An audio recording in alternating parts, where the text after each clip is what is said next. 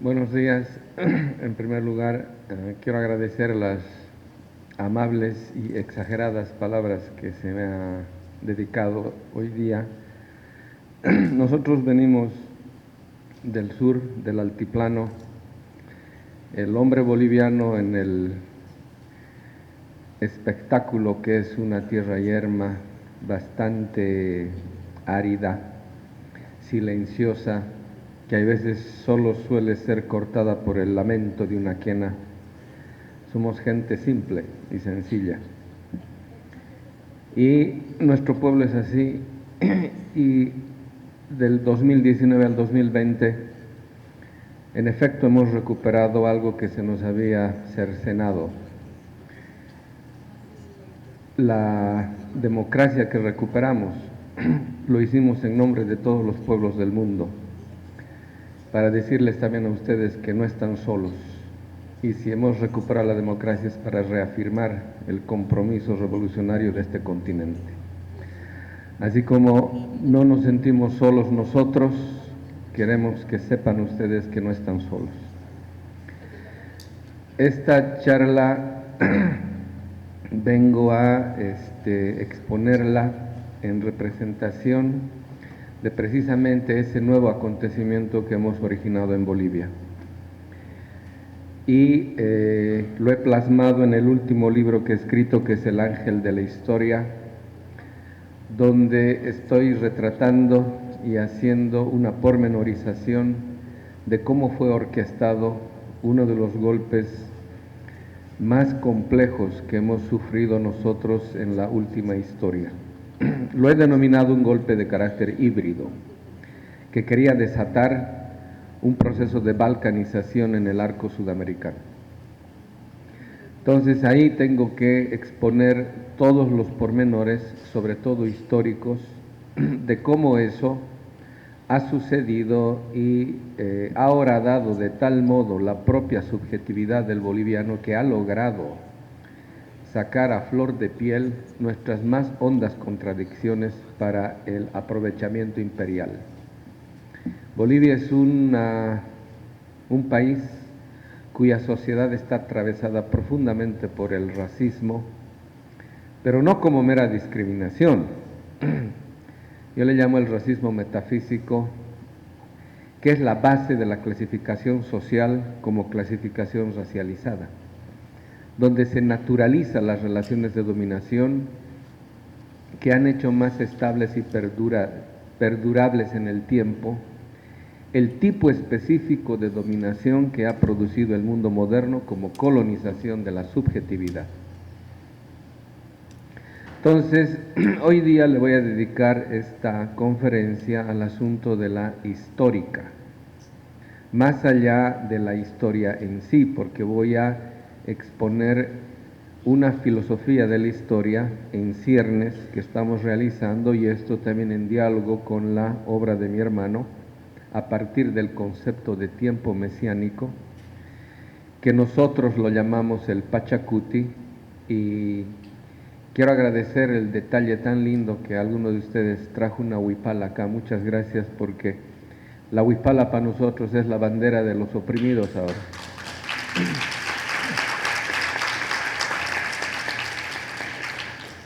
Los golpistas pretendieron cercenar el espíritu del pueblo quemando nuestra huipala, pero no sabían. Ellos creían que nos estaban enterrando, pero lo único que estaban haciendo es propagar las semillas de la revolución, y ahora la huipala se ondea en Europa, en Estados Unidos, en China, en Corea. Hemos visto la huipala en Australia y en Nueva Zelanda. Es increíble cómo el imperio, por eso siempre digo, el imperio puede calcular todo, pero nunca va a poder calcular la ecuación dura, o el factor duro de toda ecuación política, que es el factor pueblo. Por eso nosotros acá estamos viniendo en representación de este nuevo momento del proceso de cambio, que lo ha encarnado y lo representa ahora nuestro vicepresidente David Choquehuanca, como aquel que el pueblo ha visto, el guía actual de un proceso que está renovando y restaurando las banderas iniciales que dieron origen a lo que hemos denominado la Revolución Democrático-Cultural en Bolivia y que afuera se lo conoce como proceso de cambio. Entonces, entrando en tema, estaba yo hablando ahí con los organizadores y les preguntaba por qué los 300 años, cuando la colonización empieza en la conquista y son 5 siglos de modernidad. Entonces, les decía, en efecto, la colonización práctica ha empezado en el 1492. Dussel, por ejemplo, señala que el acta de bautismo de la modernidad debiera ser el 12 de octubre de 1492. Hinckelammer propone que es desde el siglo XII que se va gestando el embrión de lo que ha de producir el mundo moderno, sobre todo expresada en el campo de la filosofía con la obra de San Anselmo de Canterbury, que es el que genera la posibilidad de una transición epistémica del concepto de deuda. No sé si ustedes saben, pero el original Avinu Malkeinu, que ustedes lo conocen como el Padre Nuestro, no decía perdona nuestras ofensas, así como perdonamos a quienes nos ofenden. El original decía perdona nuestras deudas, así como perdonamos a nuestros deudores. Porque cuando el Mesías llega, en el año, que supuestamente es el año 0, pero ahora está demostrado que no es así, llega en el año de la Shemitah. En la tradición hebrea, el año de la Shemitah son 7 veces 7 años, es decir, está llegando en el año 50 de una contabilidad sagrada en la cual se deben perdonar las deudas, los esclavos se liberan y la tierra debe volver a sus dueños originales. Es decir, el año de la Shemitah, el año 50, en esta periodización que produce la cultura hebrea y traducida como religiosidad, establece que cada 50 años se restituyen las injusticias. Entonces, precisamente llega en uno de esos, en una Shemitah y anuncia lo que se llama las buenas nuevas. Y las buenas nuevas eran los preceptos de la Shemitah: el perdón de las deudas, la liberación de los esclavos, la restitución de la tierra. Es decir, era un año de gracia, y un año de gracia quiere decir un año en cumplimiento de la justicia. Entonces el mundo cristiano olvida esas cosas porque su cristianismo deviene de las traducciones imperiales latina y griega, olvidándose de que, por ejemplo, en el libro de los Macabeos se retrata muy bien cómo la helenidad, Alejandro el Magno y sus generales seleucidas colonizaron Israel, profanaron el templo. Y ese tipo de politeísmo religioso era totalmente opuesto a una espiritualidad profética que abogaba lo que hoy en día se conoce con la teología de la liberación por la opción por los pobres. Entonces era una espiritualidad revolucionario profética. Y si queremos encontrar los antecedentes del pensamiento crítico en el mundo moderno, no hay otra sino remontarse a el profetismo de los profetas de Israel. Y eso, por ejemplo, lo dice muy bien Albert Cohen, un neocantiano de la escuela de Marburgo. Hermann Cohen. Hermann Cohen, después de que abandona la filosofía, se dedica él a estudiar algo que nuestros intelectuales, teóricos, cientistas y filósofos no hacen. Y es algo fundamental y básico para producir conocimiento propio. ¿Qué hace Hermann Cohen? Vuelve a sus orígenes, vuelve a su cultura y escribe un libro que se llama Religion und Metaphysik, Religión y Metafísica. Y él se pregunta, ¿qué hacen los profetas? ¿Cuál es el tipo de pensamiento que producen los profetas? Y en última instancia, ¿cuál es el método profético? Porque ahí vamos a encontrar que los profetas se enfrentaban al poder político y al poder religioso. Y en nombre de Dios juzgaban la injusticia estructural del sistema. Entonces, cuando Cohen expone cuál es el método de los profetas, dice, el método consiste en situarse en la perspectiva del pobre y desde allí emitir el diagnóstico de la patología del Estado. Nos ha dado ahí, como quien dice, la receta. Es decir, el pensamiento crítico no es una operación analítica en el razonamiento. El pensamiento crítico es la formalización de un punto de vista, de una perspectiva privilegiada que nos permite emitir un juicio crítico a la totalidad del sistema. ¿Quién puede proporcionarnos esa perspectiva privilegiada? Aquel que sufre la injusticia y la dominación estructural. Y más aún, ustedes conocen el libro de Rigoberta Menchú. Me llamo Rigoberta Menchú y así me nació la conciencia. Y ella habla de triple discriminación.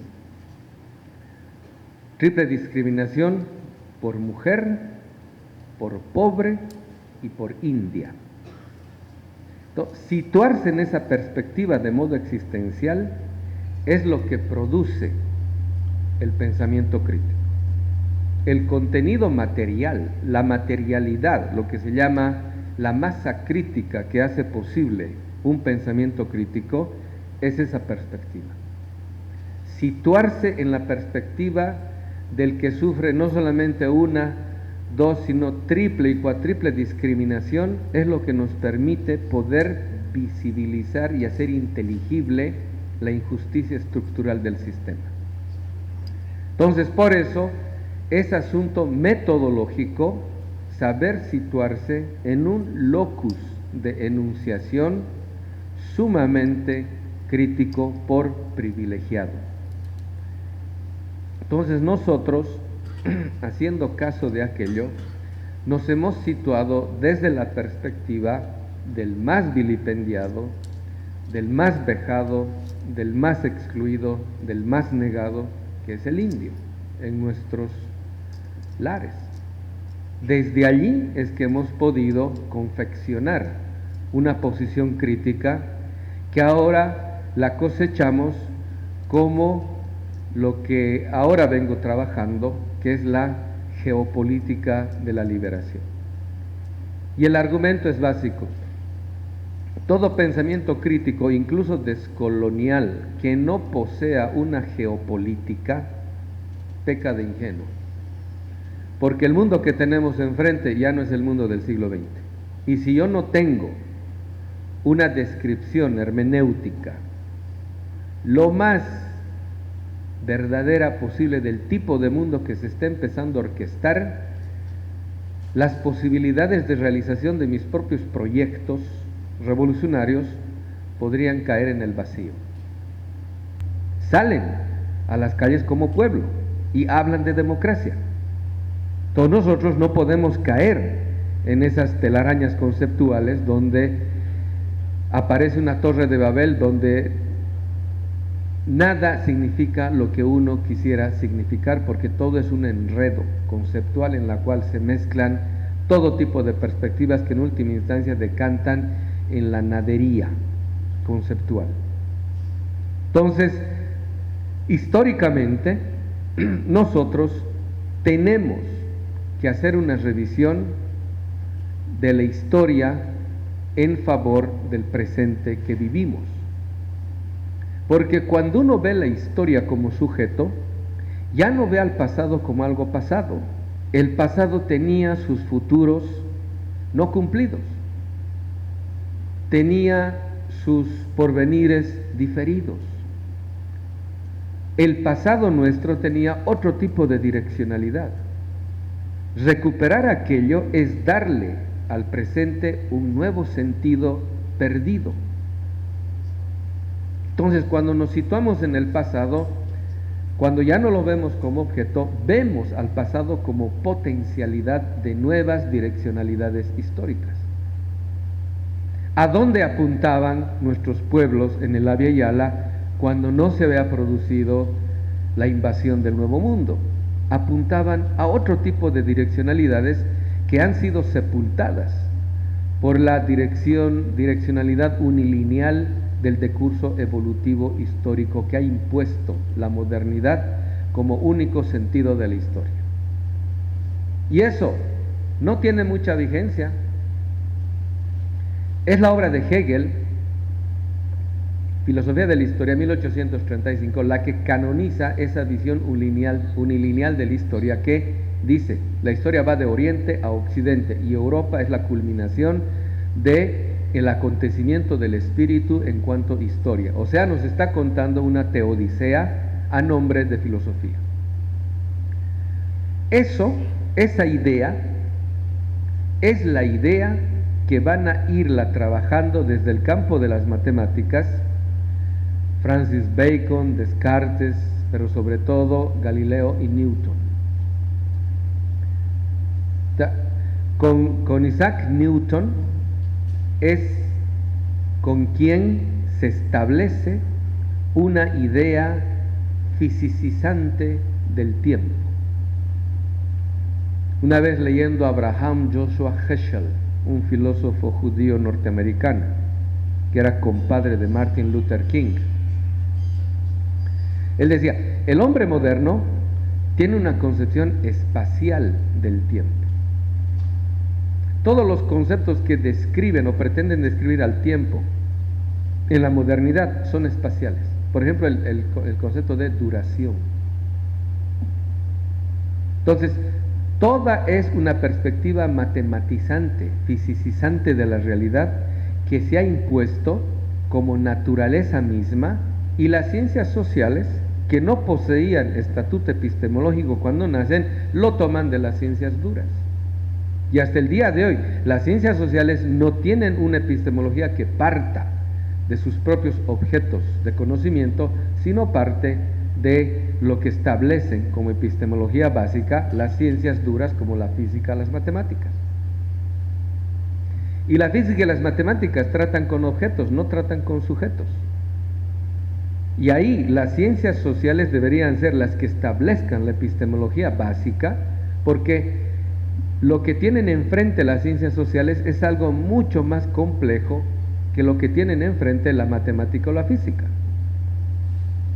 Entonces ahí también vemos históricamente cómo el déficit de las ciencias sociales tiene trasfondos históricos que es preciso detallarlos y advertirlos para establecer cuáles son las condiciones de posibilidad de restitución de un aparato epistemológico propio de las ciencias sociales.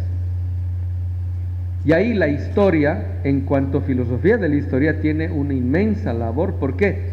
Porque para que definamos un nuevo concepto de historia, primero tenemos que definir un nuevo concepto de tiempo.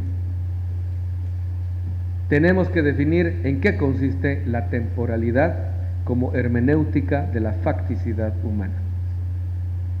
Entonces, el concepto de tiempo está en disputa también. Porque ustedes saben, ¿quiénes hacen la historia? Los vencedores. En el mundo moderno, ¿quiénes han vencido? Europa, Estados Unidos como centro del mundo. Ellos han impuesto su visión de la historia. Y para ellos, nosotros somos pueblos sin historia. Entonces, de nada nos sirve hacer historiografía basándonos en ese prejuicio, incluso criticándolo. Tenemos que partir de otra concepción de historia, otra concepción de temporalidad, otra concepción de tiempo. Nuestros pueblos, por ejemplo, no conciben el tiempo de modo unilineal, lo conciben de modo circular. Ahora, decir circular, uno ya tiene la imagen del círculo, pero hay que añadirle la cuestión. El toroide, que es una masa compleja de relaciones bastante novedosas en el tiempo real, establecerían una imagen del tiempo como el que nuestros pueblos tenían cuando hablaban de los ciclos. Por ejemplo, para los mayas estamos en el sexto sol. Ahora, ¿qué quiere decir eso del sexto sol? Nosotros, por ejemplo, estamos trabajando las categorías del anochecer y del amanecer en el tiempo histórico. ¿Cuándo un tiempo anochece y cuándo un tiempo amanece?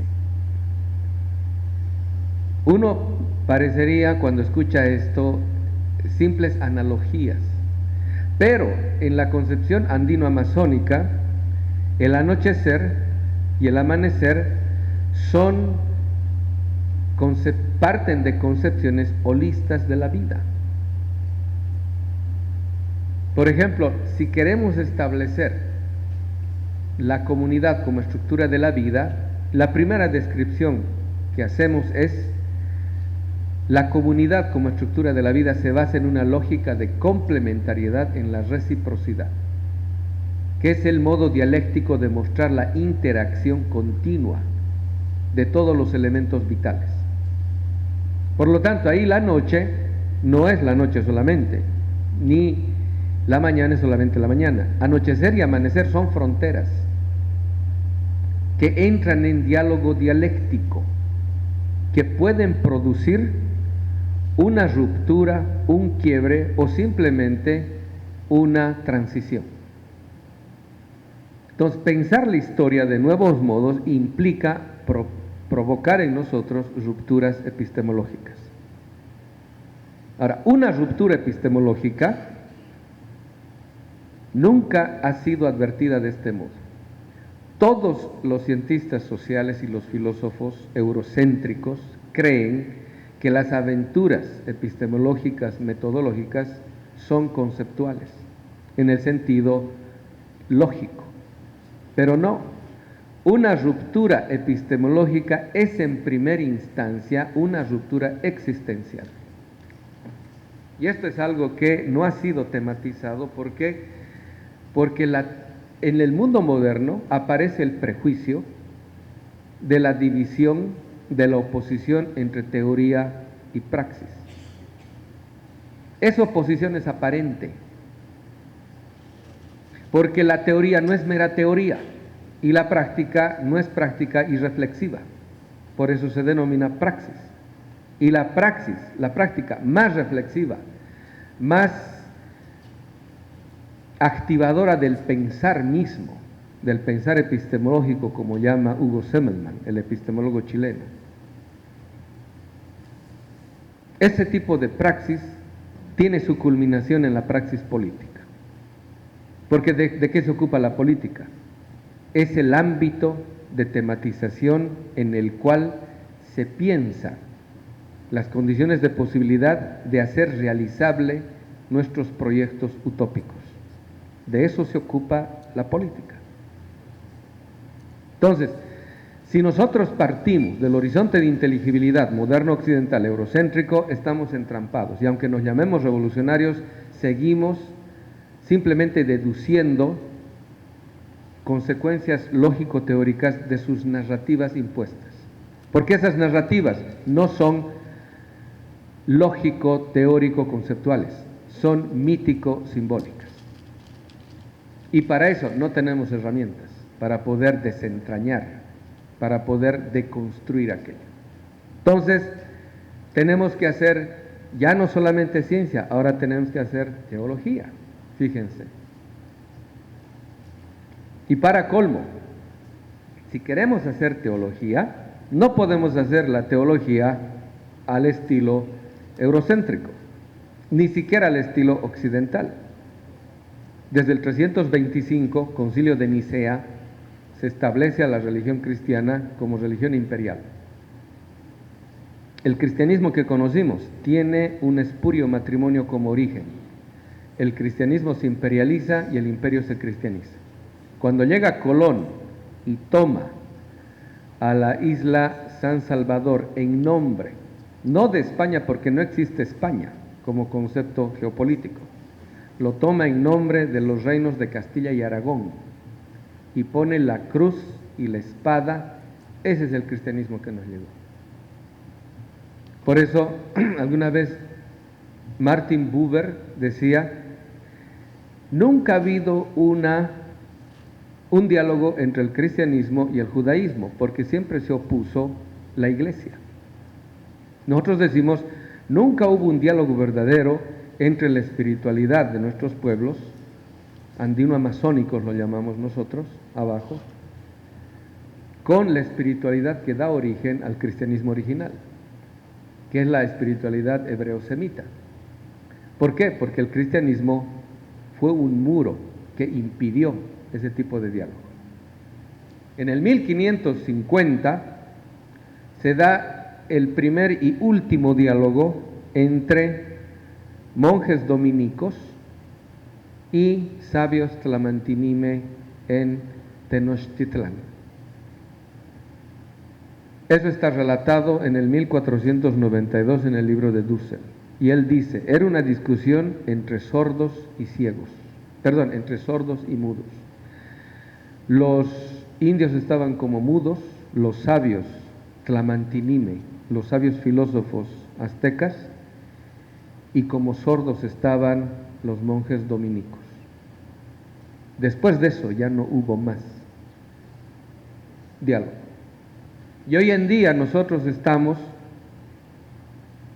generando la posibilidad de por primera vez hacer un diálogo de saberes entre esa espiritualidad que ha producido al pensamiento profético, del cual deviene por formalización el pensamiento crítico que conocemos en el mundo moderno, y la espiritualidad de nuestros pueblos. Entonces, para eso, la teología tampoco nos basta, tenemos que ingresar al ámbito de reflexión mística. ¿Qué les parece? O sea, la cosa se complica, ¿por qué? Como el mundo está de cabeza, todo lo han puesto de cabeza. Restituir eso es un vuelco del mundo, es un pachacuti. Entonces, nosotros queremos conocer el mundo, este nuevo mundo que está aconteciendo, no como positividad, ojo con eso, porque también los poderes fácticos quieren imponer un nuevo orden mundial a sus intereses y están pretendiendo resetear la economía mundial y están pretendiendo implantar un nuevo paradigma postindustrial. Es decir, por eso escribo el libro El tablero del siglo XXI, porque es como si jugásemos un ajedrez. Si yo no sé jugar, si yo no sé anticiparme a las movidas del oponente, yo voy a perder. Y necesito saber la disposición misma de este tablero que está sufriendo cambios tectónicos que me permitan establecer cómo puedo llevar a su realización en un mundo hipercomplejo las condiciones de posibilidad de mi propio proyecto. Y es más, ahora, describiendo lo que llamo la conciencia periférico-satelital que ha producido la colonialidad moderna, establecer en qué medida tengo que descentrar de mi propia subjetividad la centralidad europeo-norteamericana, lo que ustedes llaman el eurocentrismo.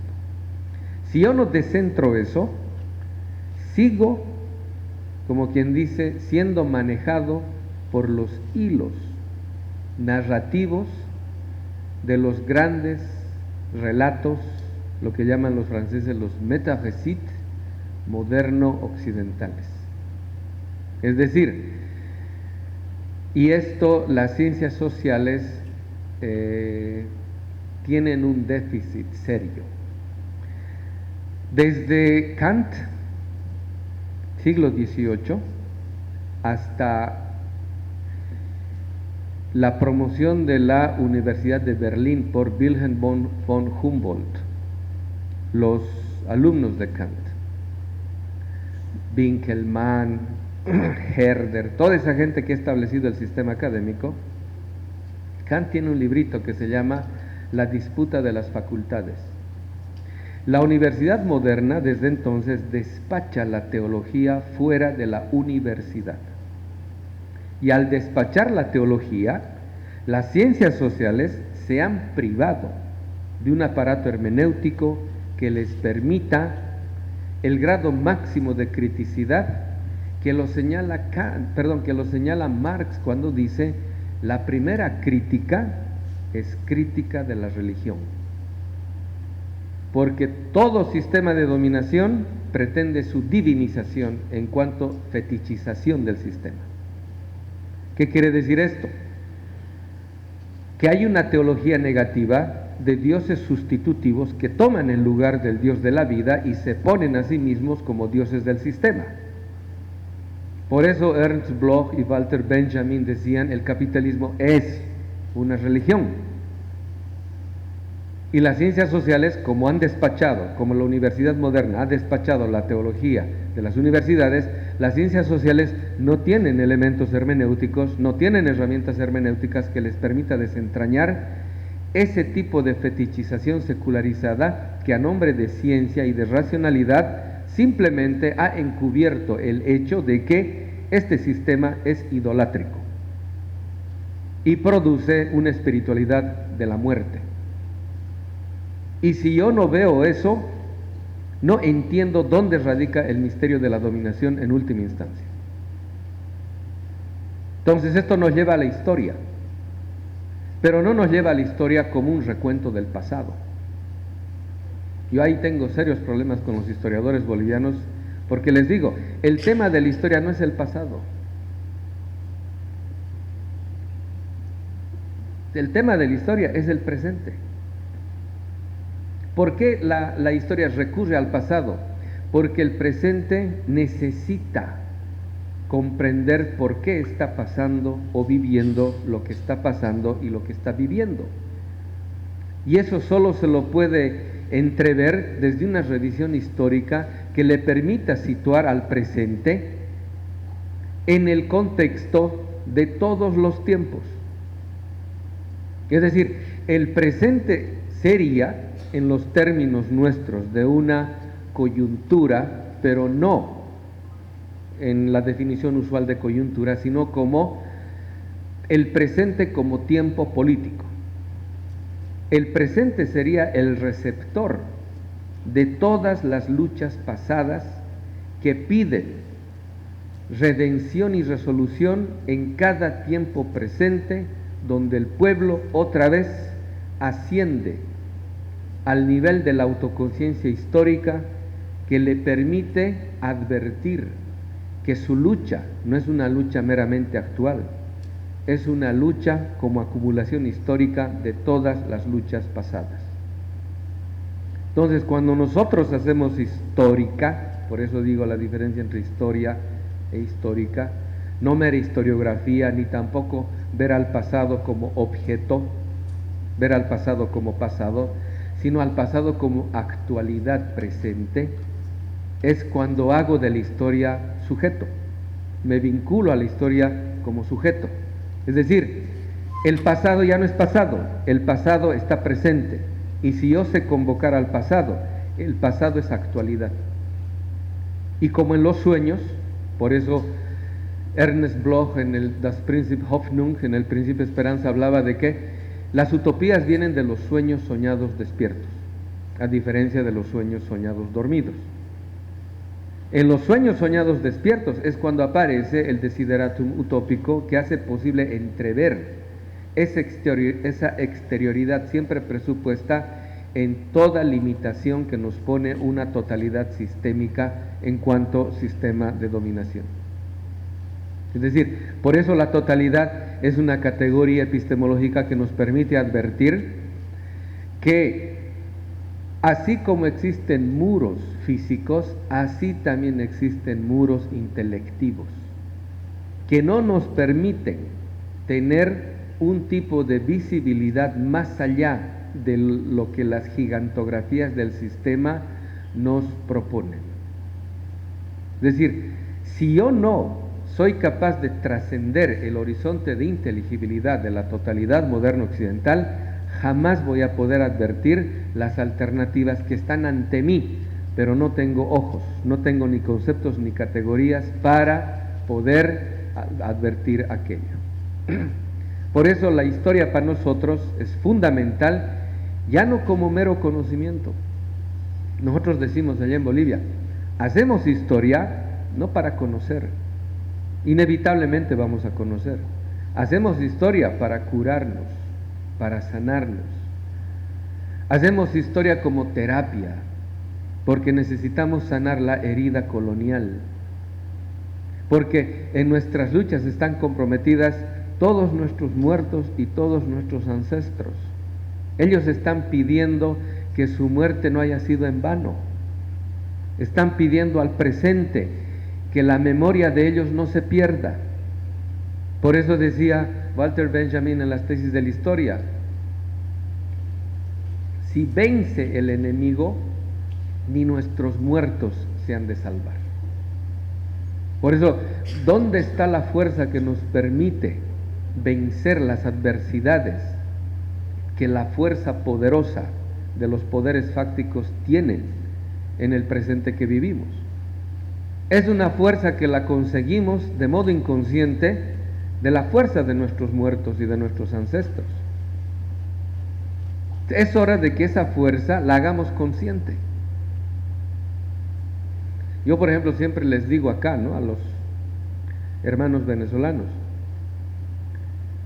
si ustedes creen que Chávez está muerto, Chávez estará muerto. Pero si creen que Chávez está vivo, va a estar al lado de ustedes con la fuerza que ustedes necesitan cada día.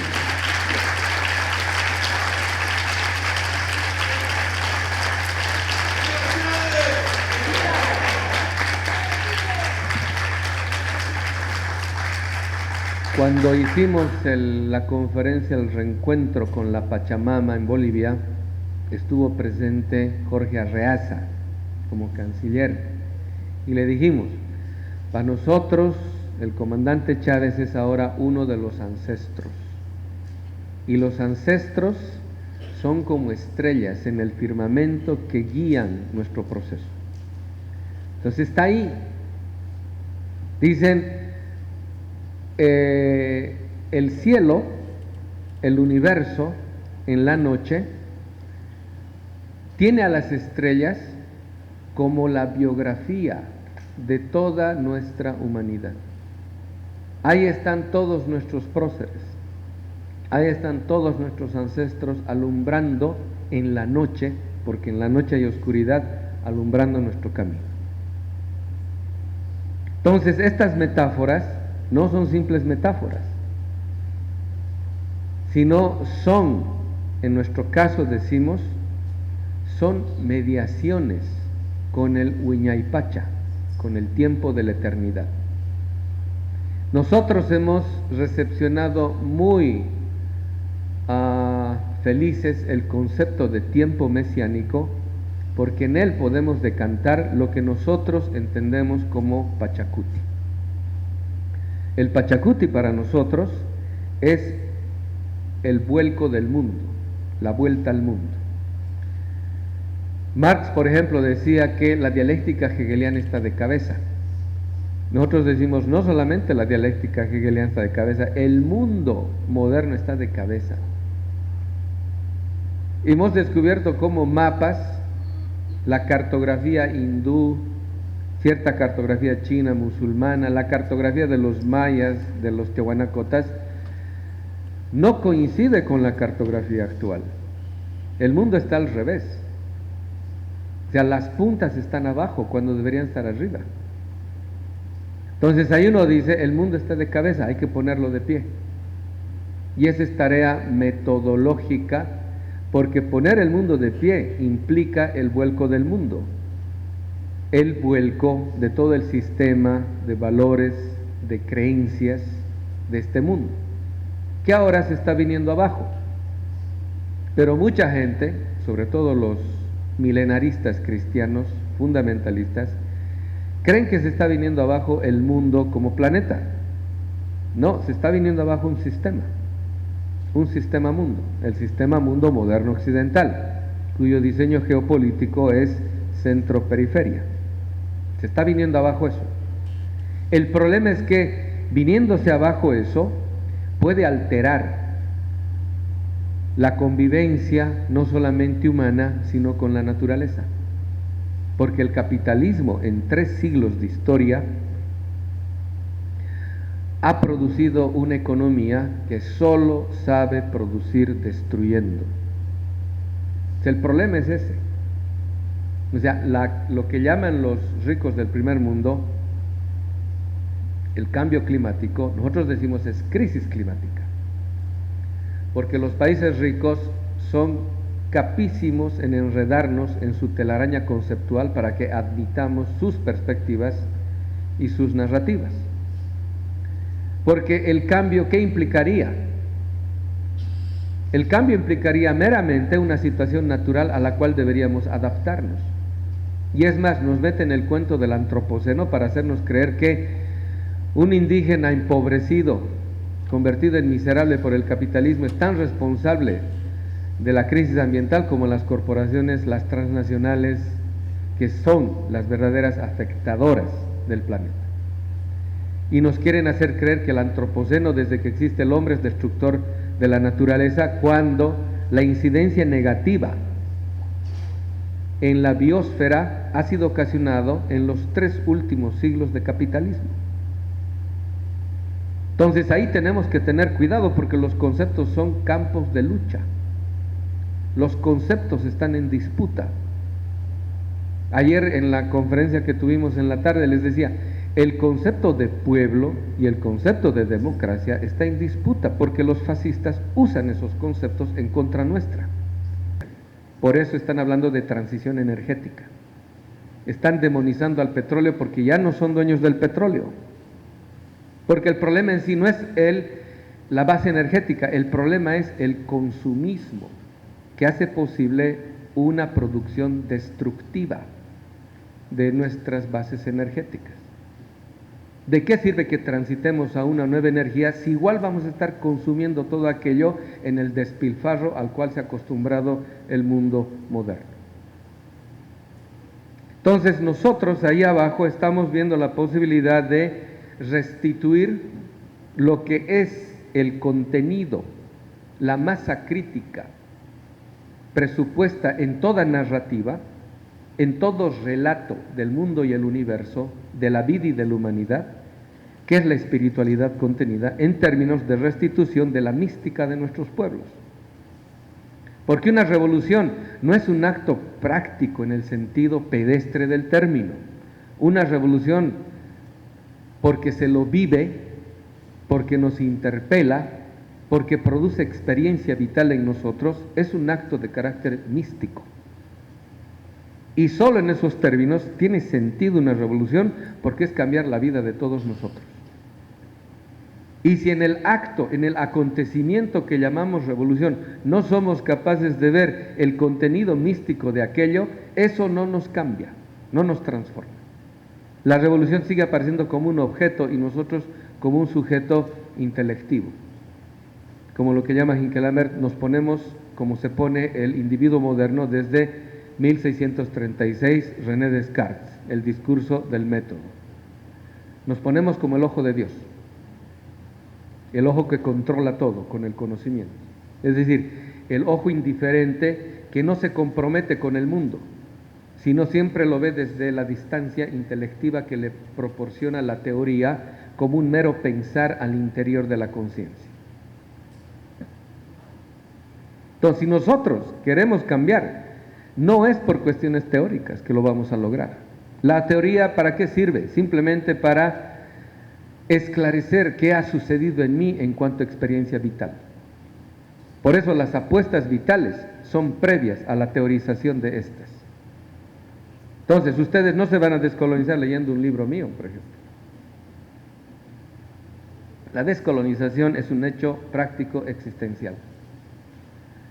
Y ustedes tienen el acontecimiento que los ha cambiado, pero necesitamos hacer de ese cambio autoconciencia.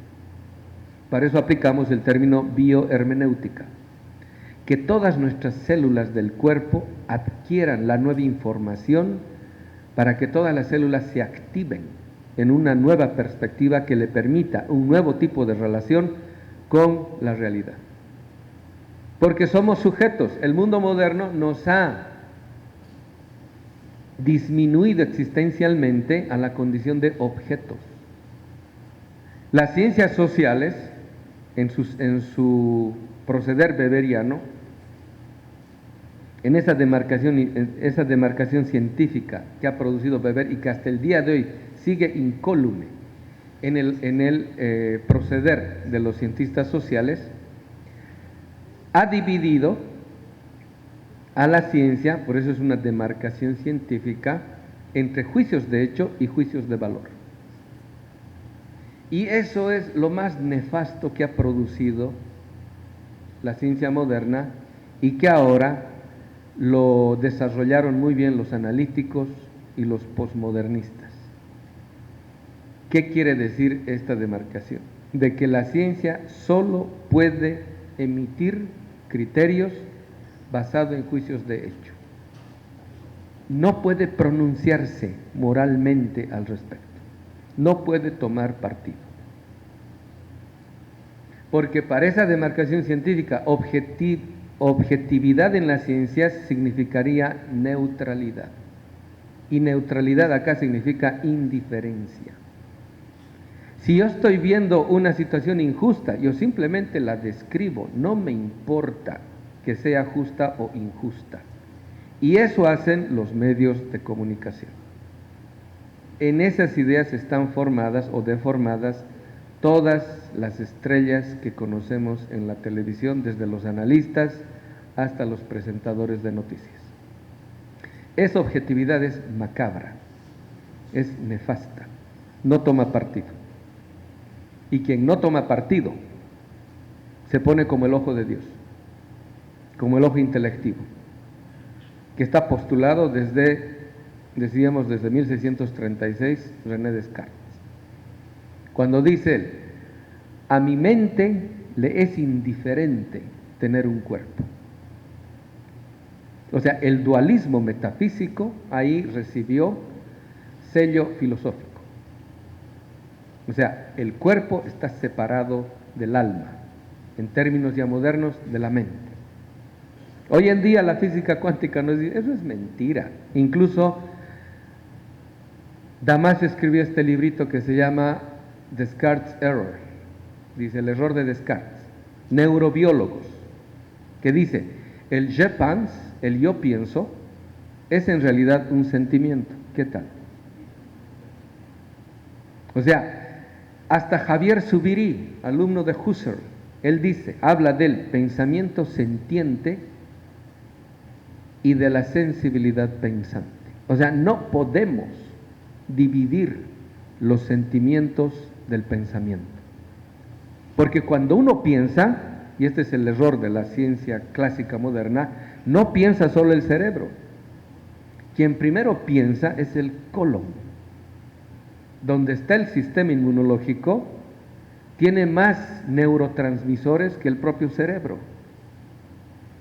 Entonces es el colon. Por eso cuando uno piensa algo malo, no solamente el corazón siente, sino que abajo uno siente como una especie de dolorcito, de molestia, porque es el colon el que está pensando en primera instancia y los neurotransmisores le están mandando información instantánea al cerebro, mediante los neuropéptidos. Entonces, hoy en día, las propias ciencias que se producen en el centro del mundo están delatando los límites epistemológicos del conocimiento que por 3 siglos ha dominado a todo el sistema académico mundial. Es curioso cómo, hablando de historia otra vez, ¿qué tipo de periodización histórica tienen los hindúes o los chinos? No tienen esa periodización: prehistoria, esclavismo, feudalismo, época moderna. Eso solo es válido para Europa. Pero en Bolivia, por ejemplo, los antropólogos y los historiadores, incluso aymaras, toman a esa periodización como natural. Es decir, se han creído la narrativa y los relatos de la modernidad en cuanto a ciencia histórica. Entonces, si yo creo esa periodización, ya me estoy traicionando a mí mismo, pues. Estoy partiendo de una periodización que no es real. Ahora, como se está viniendo el mundo abajo, el sistema mundo moderno occidental, se están viniendo abajo todos sus sistemas de creencias, de valores, de perspectivas, de prejuicios, todo su sistema racional se está viniendo abajo, por eso están en la incertidumbre. Por eso ya no hay pensamiento crítico en Europa. Lo último de pensamiento crítico que apareció fue a la segunda escuela de Frankfurt, Karl Otto Appel, el pasaje del paradigma de la conciencia a el giro pragmático. Después de eso, ya no hay más pensamiento crítico. Ahora el pensamiento crítico está en el sur del mundo. Y a nombre de descolonización, estamos señalizando el problema manifiesto en toda perspectiva actual que no contenga el desmontaje sistemático de todas las narrativas moderno, coloniales, imperiales, en el ámbito de las ciencias y la filosofía. Si primero no se hace ese desmontaje, y ojo, otra vez volvemos al asunto, ese desmontaje no es solamente teórico, es existencial, porque en última instancia, como no se puede ir demostrando, porque si tuviésemos que hacer una demostración al infinitum, todo tendría que demostrarse desde algo. Pero para eso Aristóteles dice en la Grecia clásica, los principios, las argé en griego, los principios apofánticos, o sea, de verdad, no se pueden demostrar. Porque si se demostraran esto, tendríamos que decir que no son principios, tendríamos que partir de algo anterior a esos principios, entonces no son principios. Entonces dice, los principios apofánticos no se demuestran, se muestran. Es decir, uno parte siempre de algo que no es objeto de demostración. Cuando Ludwig Wittgenstein está hablando en su libro de los análisis filosóficos, el segundo Wittgenstein, ¿no? El primero es del Tractatus, de los análisis lógicos. Wittgenstein dice, necesitamos encontrar la base en la cual la pala se doble, o sea, donde ya no haya más que escarbar. Entonces, esos son los principios que hablaba Aristóteles, los argé. Cuando encontramos esos principios, no son objetos de demostración. O sea, no son puestos por la razón, son admitidos por la razón como principios, y no como principios teóricos, no como principios de razón, sino esos principios son mítico-simbólicos. Porque en esos principios, como no son objeto de demostración, uno los cree o no los cree. Punto. Entonces, ¿qué quiere decir esto? El fundamento de la razón no es racional, el fundamento de la razón es mítico. Entonces, la razón tiene que admitir que su fundamento no es racional. Y más aún, la racionalidad moderna, que se ha constituido en racionalidad de la muerte, es porque cree que ella parte de sí misma. Y lo único que produce es un soliloquio al interior de la conciencia cerrada. Eso es Hegel. Por eso Kierkegaard decía, la soberbia de Hegel, la filosofía del todo. Entonces, es un eterno soliloquio de uno consigo mismo, tautológico, que ha producido el mundo moderno, porque el mundo moderno nunca ha dialogado con el resto de la humanidad. Nos ha tomado a todos como objetos que no piensan, por lo tanto no tienen autodeterminación. Y por eso en los congresos mundiales, ¿quiénes toman la palabra y quiénes deciden? Europa y Estados Unidos. Pero ahora están en aprietos, ¿por qué? Porque ya no tienen el poder de antes. Han surgido los BRICS, las potencias emergentes, Rusia y China.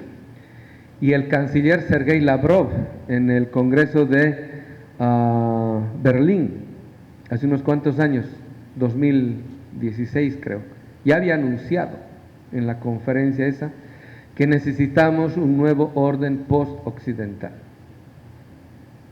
Es decir, estamos llegando al punto en el cual se está derrumbando toda la infraestructura geopolítica que ha hecho posible esta división norte-sur. Este mundo pensado para el centro del mundo en desmedro de todo el mundo convertido en periferia.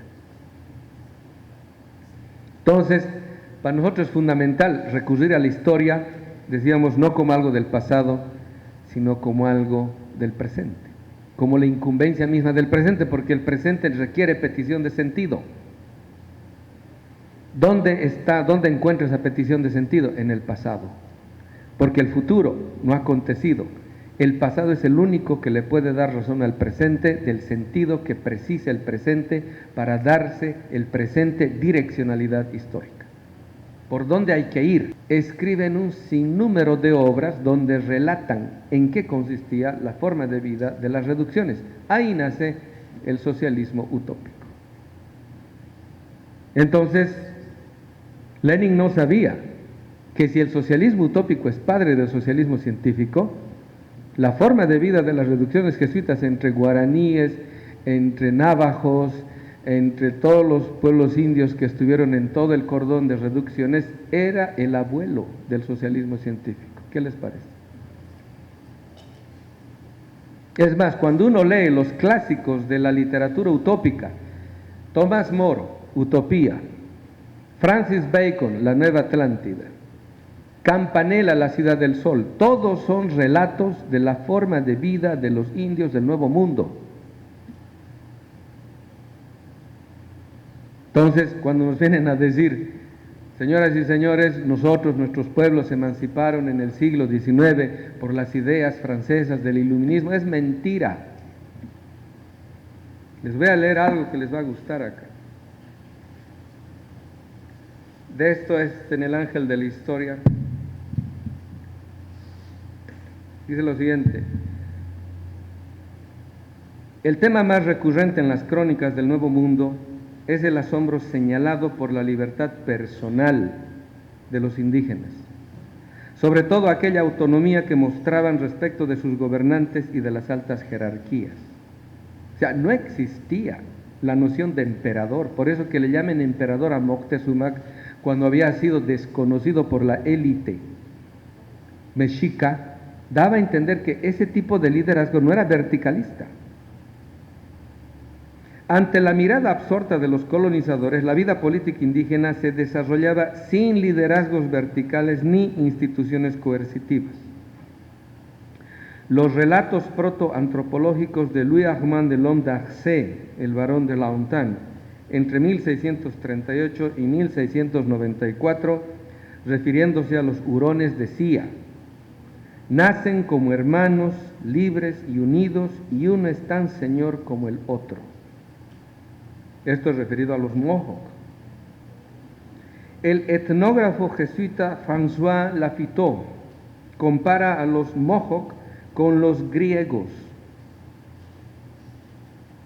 para describir una vida política muy desarrollada que asombró a estos tempranos cronistas que testimoniaron el primer contacto con los indios del norte. Cuando Michel de Montaigne escribe de Cannibal Suivi de Decoche, 1580, ¿qué dice respecto a los indios? Aparecen salvajes respecto a nuestras reglas de razón, así como nosotros lo somos ante sus propias reglas. Entre los padres fundadores de Estados Unidos, Thomas Paine fue uno de los más importantes políticos radicales que junto a otros tomaron como modelo la organización democrática de los indígenas iroqueses, es decir, la Confederación de los Pueblos Haudenosaunee. Parte a Europa Thomas Paine en 1787 y allí redacta el libro refiriéndose a la forma de vida de los iroqueses que va a dar el nombre a la Ilustración Europea. El libro de 1794 se va a llamar La Edad de la Razón. Los hallazgos históricos actuales señalan que la presencia europea y hasta norteamericana en el sur de la actual Bolivia, donde estaban Tupac Katari y los hermanos Damaso Katari en Chichas, en Potosí, etcétera, documentan estos europeos y propagan en el viejo mundo la antorcha de la libertad que los indígenas ya habían producido en el nuevo mundo. ¿De dónde tienen los franceses las ideas de liberté, égalité, fraternité, cuando en el Caribe, sobre todo en Jamaica y en Haití, se están produciendo procesos revolucionarios en toda la década de los 1760, 70, 80, etcétera? El 94 se va a liberar Haití, va a ser la primera república de negros libres del Nuevo Mundo. Esas son 1780, 81, Katari y Amaru en Perú, pero además antes de eso, 1742, Vélez de Córdoba, la Carta de los Agravios, donde pide la restitución de los incas en Oruro, Bolivia, Santos Atahualpa, 1737, en el Perú.